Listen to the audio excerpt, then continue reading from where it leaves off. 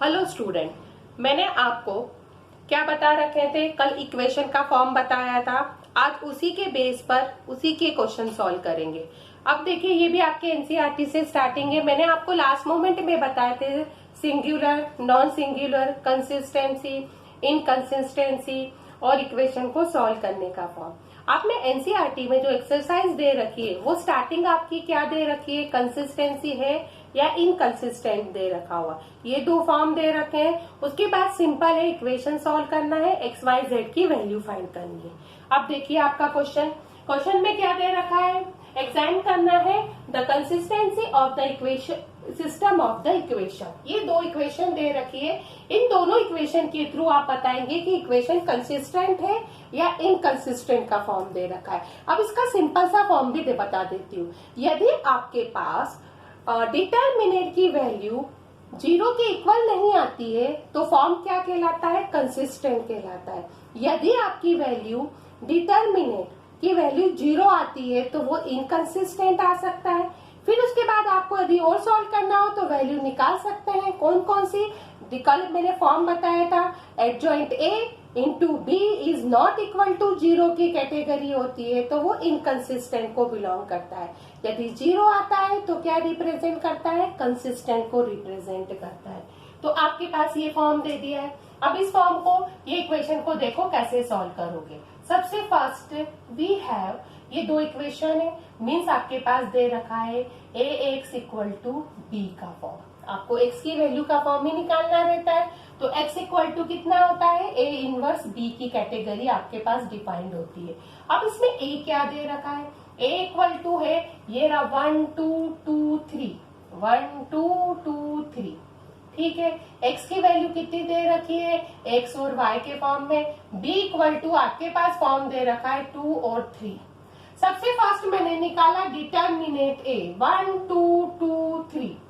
इसको मैं सॉल्व करूंगी तो फॉर्म कितना बन रहा है? 3 - 4 इक्वल टू -1। अब determinant a is not equal to 0 हो गया।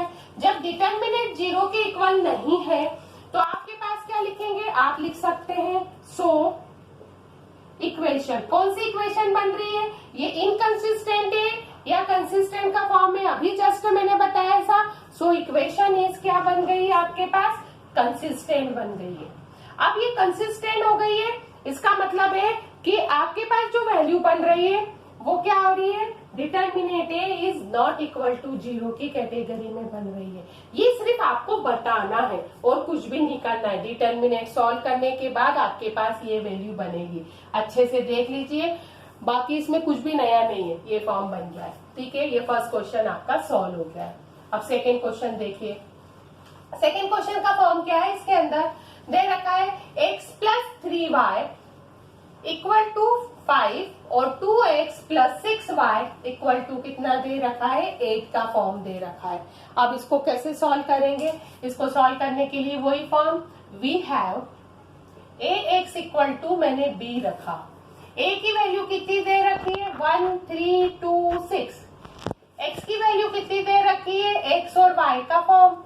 b इक्वल टू वैल्यू कितनी दे रखी है? 5 और 8 दे रखी है।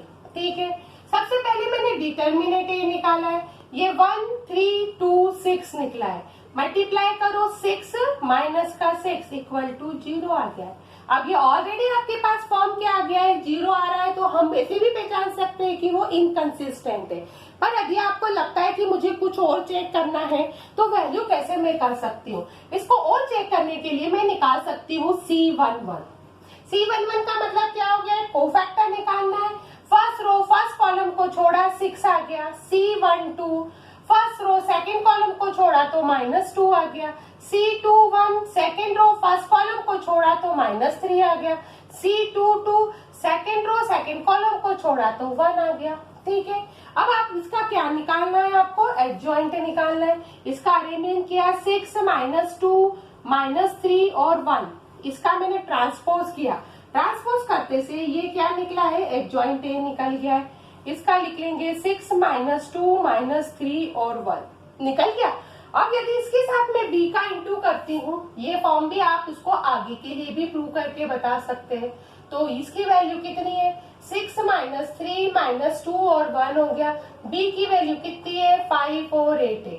ठीक, अब इसको सॉल्व करने पर वैल्यू कितनी बनेगी, यही करोगे रो इंटू कॉलम, 6 5 जा 30 हो गया, 8 3 जा 24 हो जाएगा, माइनस के 10 हो गया और प्लस का 8 हो गया। इसको सॉल्व करने पर वैल्यू आ गई 6 और -2 मीन्स ये क्या है नॉट इक्वल टू 0 है। सो इक्वेशन क्या हो गई है आपके पास इनकंसिस्टेंट आ गई है। आप इस टाइप से भी पूरा सॉल्व करके बता सकते हो। सो इक्वेशन इज क्या हो गई है इनकंसिस्टेंट हो गई है। यदि ये इनकंसिस्टेंट हो गई है इसका मतलब क्या हो गया कि कल की जो मैंने प्रॉपर्टी है वो सेटिस्फाई हो गई है। आप कंसिस्टेंट के लिए सिर्फ इतना बता सकते हो कि डिटर्मिनेंट ए 0 के इक्वल नहीं होना चाहिए, मतलब वो नॉन सिंगुलर होना चाहिए। ये 0 के इक्वल है, उसके बाद आप इसका कोफैक्टर निकालो, ट्रांसपोज करो, फिर मल्टीप्लाई करो तो इक्वेशन क्या है बता सकते हो कि वो 0 के इक्वल नहीं आ रही है, तो वो इनकंसिस्टेंट के फॉर्म को क्या कर रही है रिप्रेजेंट कर रही है। अब आपको मैं अगला क्वेश्चन बता रही हूँ।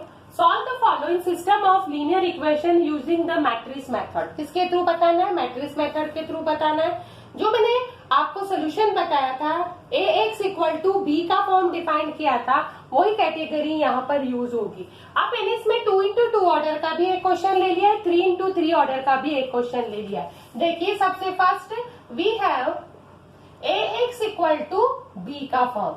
सो x इक्वल टू कितना हो गया a इनवर्स b की कैटेगरी बन गई, यही फॉर्म मैंने कल आपको बताया था। अब इसमें a क्या है, तो a इक्वल टू आपके पास दे रखा है 5 2 7 3, ठीक है। x की वैल्यू क्या है, x और y का फॉर्म दे रखा है। b की वैल्यू क्या दे रखी है 4 और 5 का फॉर्म दे रखा हुआ है। सबसे फर्स्ट मैंने इसमें क्या करा है डिटर्मिनेंट a निकाला है। डिटर्मिनेंट a निकाला है 5 7 2 3, ठीक है। इसका इंटू इधर करो, 5 3 जा 15, 7 2 जा 40, कितना आ गया 1 1 0 के इक्वल नहीं है, मतलब determinant is not equal to 0। So determinant की वैल्यू कितनी आ गई है 1 के फॉर्म को रिप्रेजेंट कर रखा है। अब मैं इसमें क्या निकालूंगी, वही कैटेगरी है, कोफैक्टर निकालना है C11, ठीक है।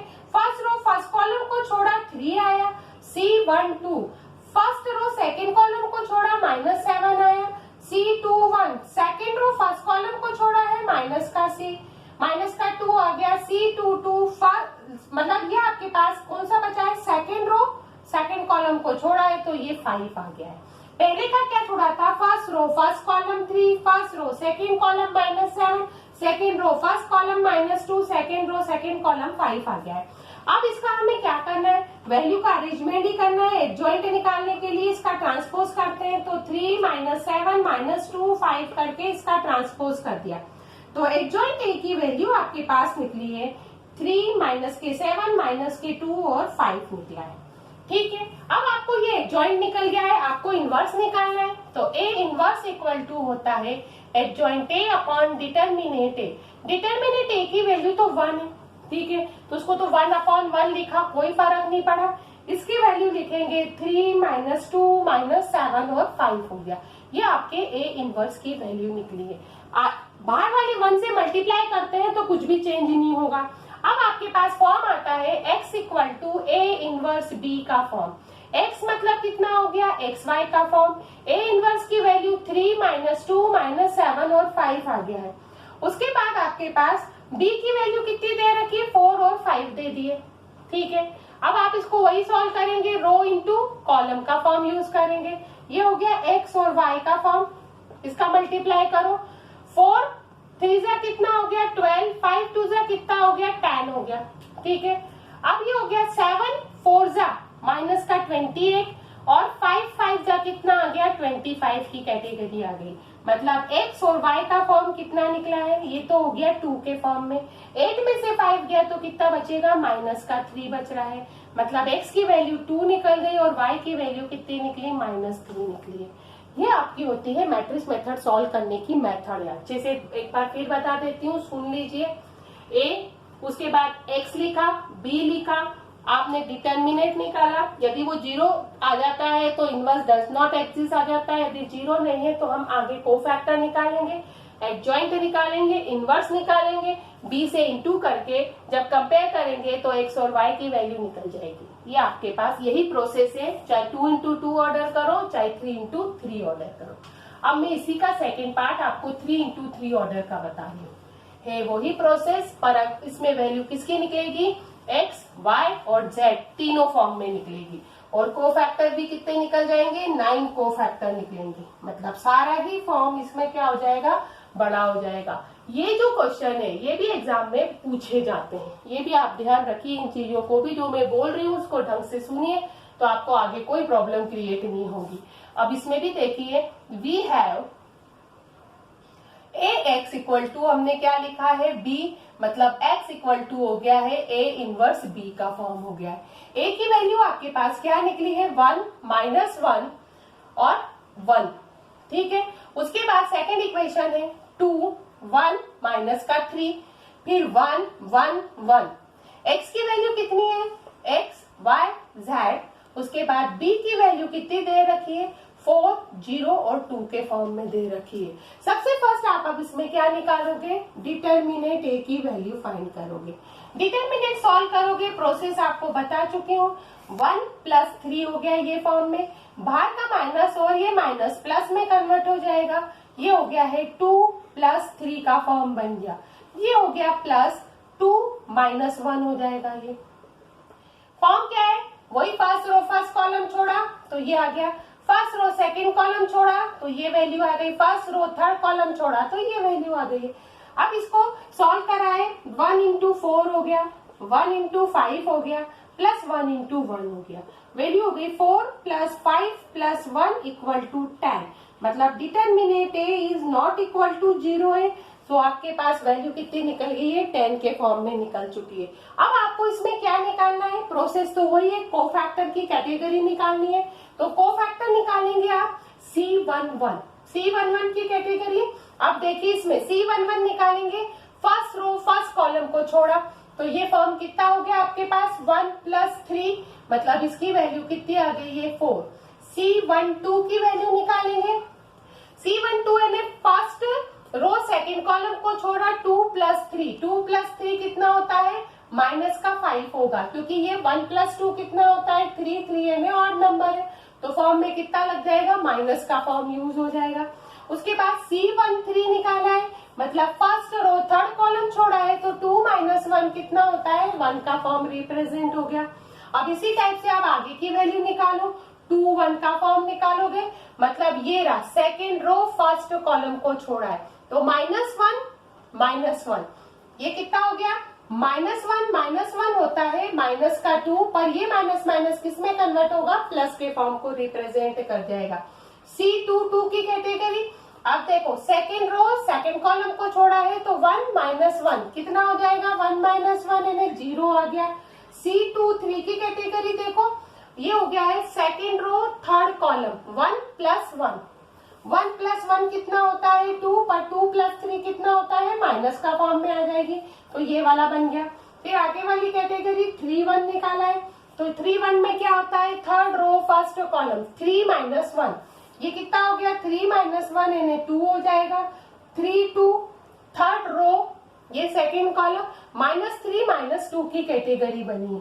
-3 और -2 = माइनस का 5 होता है, पर 2 + 3 कौन सा होता है, ऑड नंबर होगा तो माइनस प्लस में कन्वर्ट हो जाएगा। 3, 3 की कैटेगरी हो गई है। थर्ड रो थर्ड कॉलम यानी 1 + 2, 1 + 2 कितना हो गया है, 3 का फॉर्म रिप्रेजेंट हो गया है। ये बन गए आपके सारे, क्या निकल गए हैं, कोफैक्टर। अब आपको इसको एडजॉइंट निकालने के लिए इसका क्या करना पड़ेगा, ट्रांसपोज करना पड़ेगा। इधर देखिए ये 4 - 5 और 1 लिखा है, 4 - 5 और 1, ये वैल्यू कितनी आ गई, 2, 0 - 2, फिर 2, 5 और 3 का फॉर्म। फिर इसका हम क्या करेंगे, ट्रांसपोज करेंगे। जैसे हमने इसका ट्रांसपोज करा तो हमारा क्या निकल जाएगा, ये एडजॉइंट की कैटेगरी बन जाएगी। अब हम पूरा नहीं मिटा सकते हैं क्योंकि क्वेश्चन के फॉर्म में ये वैल्यू दे रखी है। तो देखिए ये कितना हो गया मेरे पास, ये निकल गया है एडजॉइंट ए की वैल्यू मेरे पास निकली है 4 - 5 और 1 के फॉर्म में, 2, 0 - 2 के फॉर्म में, 2, 5 और 3 के फॉर्म में। ठीक है, अब मुझे निकालना है इनवर्स, तो ये हो गया है एडजॉइंट ए अपॉन डिटरमिनेट ए की वैल्यू निकल गई है। अब डिटरमिनेट ए की वैल्यू कितनी है आपके पास दे रखी है, tan की कैटेगरी में दे रखी है, ये मैंने आपको हटा दिया क्योंकि मुझे तो सिर्फ b की जरूरत है, तो मैंने ये सारा पोर्शन यहाँ से हटा दिया। अब देख लीजिए a इनवर्स लिख दिया, 1/10 हो गया, ये वैल्यू लिख दी है 4 2 2 -5 0 5 1 -2 और 3 का फॉर्म। अब चाहो तो 1/10 का इंटू करना चाहो तो करो, नहीं करो तो आप लिख सकते हो x equal to a inverse b का फॉर्म। इसकी वैल्यू तो x y z है, ठीक है, इसकी 1/10 है, ये हो गई है 4 2 2 -5 0 5, ये हो गया है 1 -2 और 3 का फॉर्म, और इसकी वैल्यू कितनी है 4 0 2 की कैटेगरी बन गई है। ये हो गया 1/10, तो मैंने बाहर निकाल दिया। अब कर रही हूँ रो इंटू कॉलम का फॉर्म यूज करूंगी। अब जैसे ही मैंने इसका मल्टीप्लाई करना है वैल्यू निकलनी है, ये आ गया 4 4 16 प्लस 0 प्लस 4 का फॉर्म निकल गया, माइनस का 20 हो गया, 0 हो गया, प्लस का 10 निकल गया आपके पास वैल्यू में, 4 हो गया, ये हो गया है 0 का फॉर्म बन गया, 3 2 कितना आ गया है 6 की कैटेगरी बन गई है। मतलब आगे की जो वैल्यू आपके पास बन रही है वो यहां से देखिए आप, ये हो गया है x y z 1/10, ये हो जाएगा 20, फिर ये हो गया है माइनस का 10, फिर हो गया ये प्लस का 10। तो x y z equal to आपके पास वैल्यू बन गई है 10 का अंदर इंटू करते से 2 माइनस का 1 और 1, मतलब x equal to 2, y equal to -1, z equal to 1। अब देखिए ये दो क्वेश्चन जो मैंने करवाए ना उसको अच्छे से देखिए, हर टाइप के क्वेश्चन इसी से रिलेटेड दे रखे हैं और ये आपको बोर्ड एग्जाम के पर्पस से क्या होते हैं, इम्पोर्टेंट है। अब देखिए मैंने आपको इक्वेशन सॉल्व करने का फॉर्म बता दिया, यदि वर्ड प्रॉब्लम आती है उसको कैसे सॉल्व किया जाता है। एक वर्ड प्रॉब्लम मैंने ले रखी, इसको एक बार मैं पढ़ के बता देती हूँ, फिर इसको कैसे सॉल्व करना है वो बताऊंगी। The cost of 4 kg onion, 3 kg wheat and 2 kg rice is 60 rupees. मतलब 4 kg ओनियन का मतलब प्याज का, 3 kg गेहूं का और 2 kg चावल की प्राइस 60 रुपीज है, ठीक है। The cost of 2 kg onion, 4 kg wheat and 6 kg rice is 90 rupees. और 2 kg प्याज, 4 kg गेहूं और 6 kg चावल का जो प्राइस है वो 90 रुपीज है। The cost of 6 kg onion, 2 kg wheat और 3 kg राइस का 70 है। आपको क्या करना है, फाइंड करना है कॉस्ट आइटम पर KG by the matrix method. इस टाइप का लिखा रहता है, तभी आप इसको मैट्रिक्स मेथड के थ्रू सॉल्व कर सकते हैं। अब कैसे सॉल्व करेंगे, लेट द कॉस्ट ऑफ पर केजी, क्या है, पर केजी ओनियन, ठीक है, उसको हमने एज्यूम कर लिया है x। इसी प्रकार से हम लिखेंगे द कॉस्ट ऑफ पर KG wheat y and cost of पर केजी राइस, हमने क्या एज्यूम कर रखा है, इसको z के फॉर्म में रिप्रेजेंट कर रखा है। तो आपकी इक्वेशन क्या बनेगी इसमें, देखिए ये बन रही है 4x plus 3y plus 2z equal to 60 rupees, ठीक है। सेकेंड क्या बन रही है 2x plus 4y plus 6z equal to 90 rupees, फिर 6x plus 2y plus 3z equal to 70 rupees. ये तो आपके पास बन गया है। अब आपको वही सॉल्व करना है कि we have to express ax equal to b then x equal to a inverse b, ठीक है, यही वैल्यू निकालनी है। अब आपके पास a की वैल्यू क्या दे रखी है, a की वैल्यू दे रखी है 4 3 2 2 4 6 6 2 3, ठीक है, और x की वैल्यू कितनी है x y z। b की वैल्यू कितनी दे रखी है 60 90 और 70 दे रखी है। अब आपको निकालना क्या है इसके अंदर, निकालना तो डिटर्मिनेंट है। यदि डिटर्मिनेंट ए की वैल्यू 0 होती है तो हमें आगे सॉल्व नहीं करना है, नहीं होती तो हम सॉल्व करेंगे।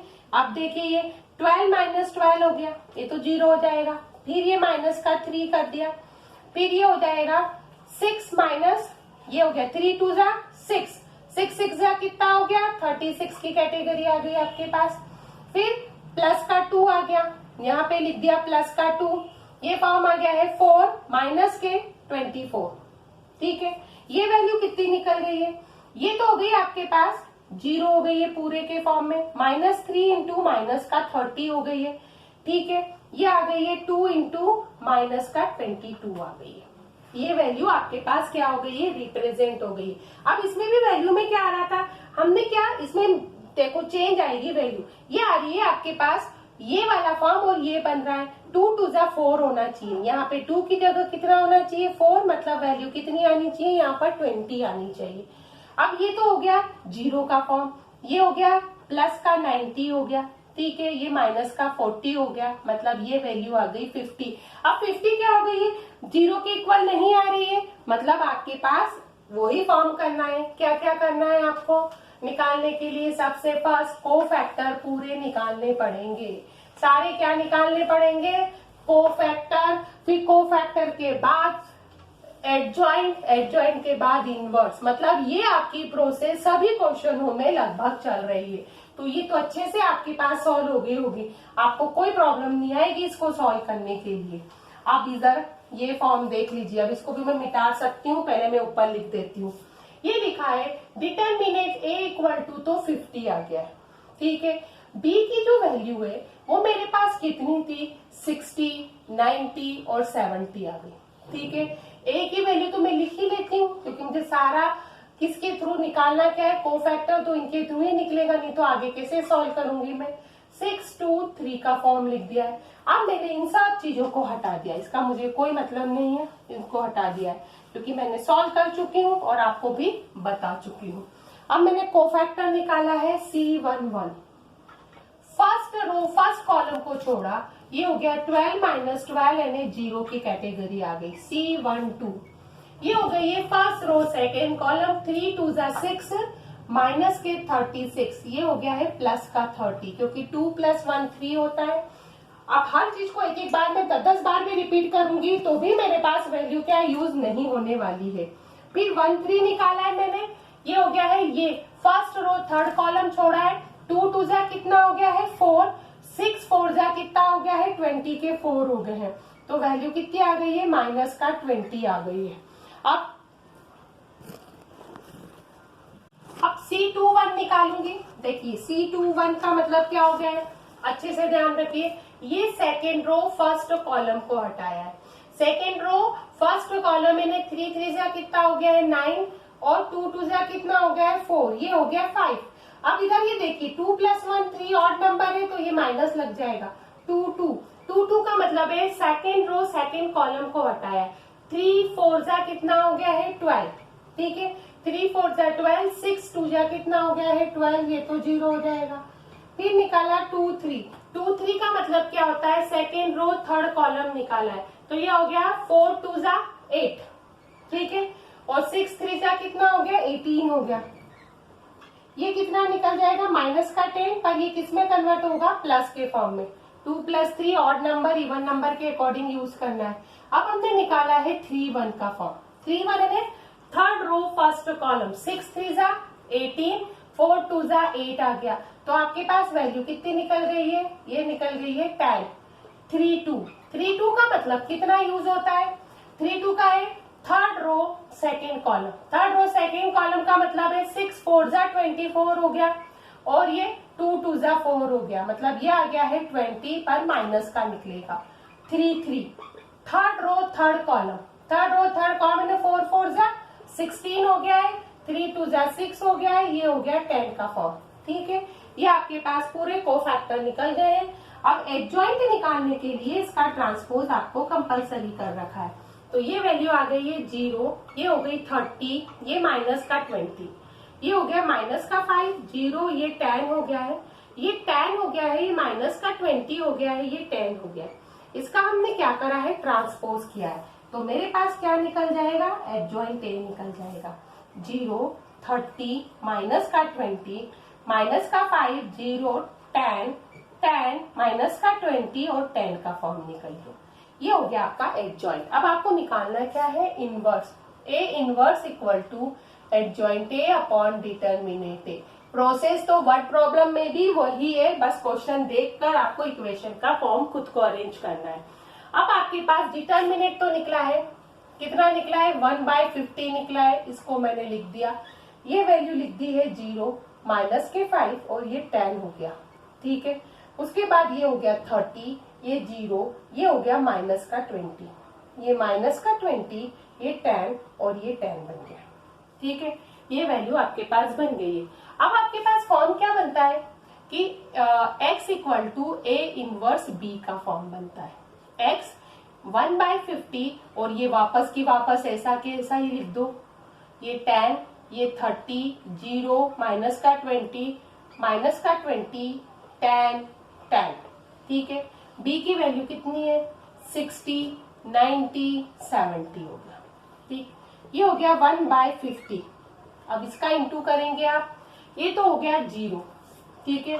9 5 जा कितना होता है 45 और ये कितना हो गया 700 हो गया आपके पास वैल्यू में। अब ये तो हो गया है 6 3 जा कितना होता है 18 हो गया है, ये 2 0 लग गए इसके अंदर, प्लस 0 की कैटेगरी लग गई है। 7 2 जा कितना हो गया 14 और ये 0 लग गए हैं। अब आगे देखो, ये माइनस का 1200 हो गया है, ये हो गया है 900 की कैटेगरी हो गई है और ये हो गई है 700 की, ठीक है। ये आपके पास पूरी वैल्यू क्या हो गई है, फाइंड हो गई है इसके अंदर के फॉर्म में। अब आपको निकालनी है एक्स वाई की वैल्यू। अब आपको किसकी लास्ट फॉर्म बता रही हूँ कि एक्स वाई जेड की वैल्यू कैसे फाइंड करनी है। अब इधर अच्छे से आप देख लीजिए कैसे फाइंड करेंगे। इसके अंदर ये आपके पास वैल्यू निकल गई है। अब एक्स मतलब कितना दे रखा था, एक्स वाई और जेड का फॉर्म दे रखा है, ठीक है। ये हो गया एक्स वाई और जेड की कैटेगरी, यहाँ 1/50 आ गया। अब आगे का फॉर्म 700 में से 450 गया तो कितना बचेगा, ये भी 450 बच गया, ठीक है।